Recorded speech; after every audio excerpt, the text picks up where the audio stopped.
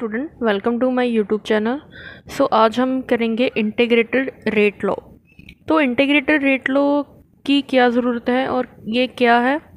Integrated rate law में हम find करते हैं कि अगर मेरे पास ये रिएक्शन है, ए कन्वर्ट हो रहा है प्रोडक्ट पी में, तो कितने टाइम में ए पूरा कंज्यूम हो जाएगा पी में, पी कितना फॉर्म होगा और कितने टाइम बाद इसकी कितनी परसेंटेज इसमें कन्वर्ट होगी, कितना लेफ़्ट होगा हमारे पास। तो ये सब हम इंटीग्रेटेड रेट लॉ से फाइंड करते हैं कि how much reactant is consumed to form a product. तो उस टाइम में जितना टाइम लगा होगा रिएक्टेंट को प्रोडक्ट में कन्वर्ट होने के लिए, वो टाइम फाइंड करना, और कितनी कंसंट्रेशन रिएक्टेंट की कंज्यूम नहीं हुई है वो फाइंड करना, उसे हम इंटीग्रेटेड रेट लॉ बोलते हैं।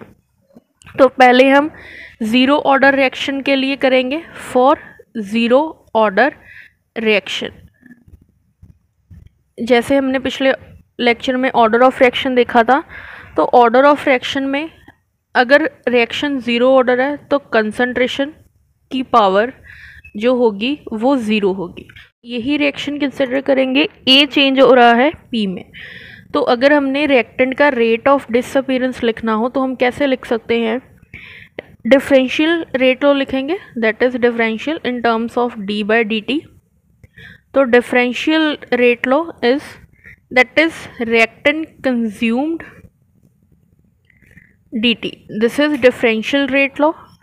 अगर हम बात करें कि जो रेट है, rate is equal to rate constant और A raise to power zero. अगर ज़ीरो ऑर्डर रिएक्शन है तो इसकी कंसंट्रेशन ज़ीरो, हम दोनों को इक्वली लिख सकते हैं। अगर इसकी लेफ्ट हैंड साइड सेम है तो राइट हैंड साइड भी सेम होएगी, एक दूसरे के इक्वल। तो ये आ गया दिस इक्वेशन। अब हम इस इक्वेशन को, जो dt वाली टर्म है, dt वाली टर्म को इस साइड ले जाएंगे और कंसंट्रेशन टर्म्स को एक साइड लेके आएंगे। ए रेस टू पावर ज़ीरो तो इज इक्वल टू, अगर हम माइनस का साइन इस साइड ले जाएं, के डी टी। अभी ए रेस टू पावर ज़ीरो का तो कोई मतलब नहीं है, तो ये कंसंट्रेशन टर्म ख़त्म हो जाएगी। ओनली बचा डी कंसंट्रेशन ऑफ ए। तो अभी जो रिएक्शन है हम उसे, इस इक्वेशन को इंटीग्रेट करेंगे। इंटीग्रेट कहाँ से करेंगे, फर्स्ट हम कंसिडर कर लेते हैं कि जब हमारे पास 100% रिएक्टेंट था तो 100% में से जो कंज्यूम हो गया 50% कंज्यूम हो गया, ये हम मान लेते हैं ये लेफ़्ट कंसंट्रेशन है, और 50% कंज्यूम हो गया। सिमिलरली ये कंसंट्रेशन इनिशियल कंसंट्रेशन थी जिसे हम ए नॉट कंसिडर कर लेते हैं। ए नॉट में से ए टी जो है वो लेफ़्ट है आफ्टर टाइम टी। पहले जब टाइम ज़ीरो था तो 100% रिएक्टेंट था, कोई भी कंज्यूम नहीं हुआ था। जब टाइम टी हुआ तो जो इनिशियल कंसंट्रेशन में से 80 अमाउंट लेफ़्ट होगी, एक्स अमाउंट जो है वो प्रोडक्ट फॉर्म हो गया, एक्स अमाउंट जो प्रोडक्ट फॉर्म हो गया। जो इनिशियल कंसंट्रेशन है वो ए नोट है, प्रोडक्ट जो फॉर्म हुआ है दैट इज़ एक्स अमाउंट, जो लेफ़्ट कंसंट्रेशन है दैट इज़ 80। तो हम लिमिट्स कहाँ से पुट करेंगे, यहाँ से जो ए की कंसंट्रेशन वेरी कर रही है that is a naught to 80, time की जो वेरी कर रही है that is from zero to t. So अब जब हम इसकी इंटीग्रेशन करेंगे, इंटीग्रेशन करने के बाद के तो कांस्टेंट है, के इस साइड आ जाएगा इंटीग्रेशन से, तो डी टी की कंसंट्रेशन आएगी, इंटीग्रेशन आएगी टी। अभी हमने लिमिट्स नहीं पुट की, इसकी कंसंट्रेशन आएगी ए नोट से 80। अब हम लिमिट्स पुट करेंगे, पहले अपर लिमिट्स, तो upper limit 80 minus a naught is equal to minus of k t minus zero. अगर टी माइनस ज़ीरो है तो हम इसे टी वी लिख सकते हैं, के और के कांस्टेंट, रेट कांस्टेंट की वैल्यू ये है ये। अब हम फाइंड करेंगे half life time. Half life time क्या होता है, लेट हम अज्यूम कर रहे हैं 100% रिएक्टेंट था इनिशियल कंसंट्रेशन जब टाइम 0 था। जब 100% में से 50% कंज्यूम हो गया, 50% प्रोडक्ट फॉर्म हो चुका है और 50% हमारे पास लेफ्ट कंसंट्रेशन है, दैट मीन रिएक्टेंट की कंसंट्रेशन का हाफ फॉर्म हो चुका है। तो हाफ फॉर्म होने के लिए और हाफ कंसंट्रेशन कंज्यूम होने के लिए रिएक्टेंट की कितना टाइम लगेगा, तो उसे हम बोलते हैं टी हाफ। तो इसी रिलेशन से जो हम टी को हम टी हाफ लिख रहे हैं, तो ये क्या आएगा, A naught minus A t by के।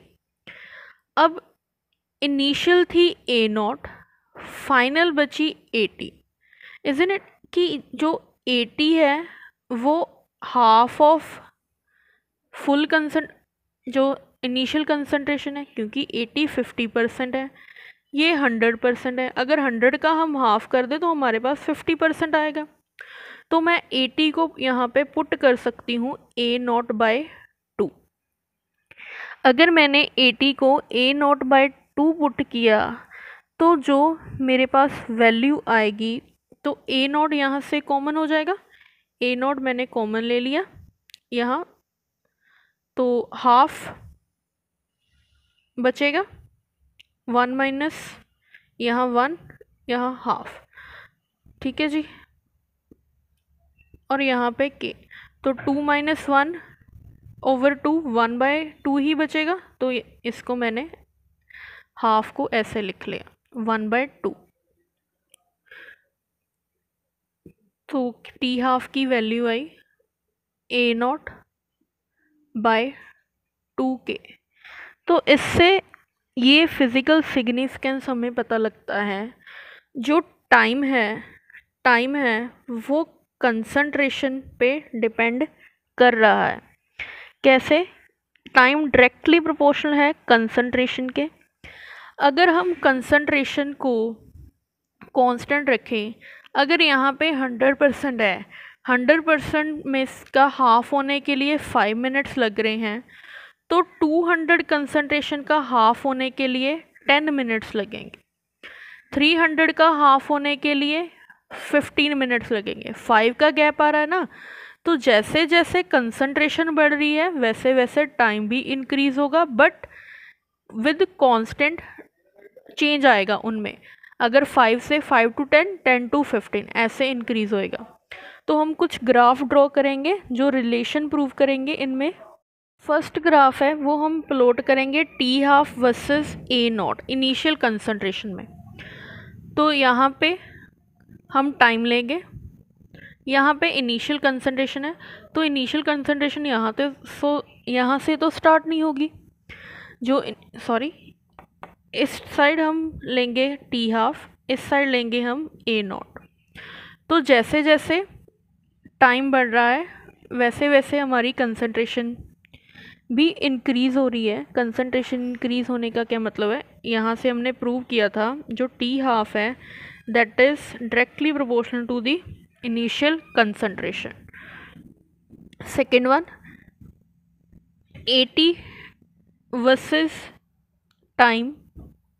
तो 80 वर्सेस टाइम, यहाँ से हम रिलेशन प्रूव करते हैं ए नॉट माइनस 80 बाई के इज इक्वल टू टी। तो इसे मैं लिख लेती हूँ के टी। सो ये जो है 80, अगर 80 को इधर रखें तो ये इधर जाके प्लस का हो जाएगा ए नॉट, क्या एक मिनट, ये रिलेशन था A naught minus A t is equal to k t, ठीक है जी। तो अगर ए टी को हम इधर रखते हैं तो ये माइनस इधर चले जाएगा, माइनस प्लस ए नॉट, तो इसे मैं लिख सकती हूँ a naught minus k t is equal to a t. तो जो ए टी है वो वाई एक्सिस पे आएगा ये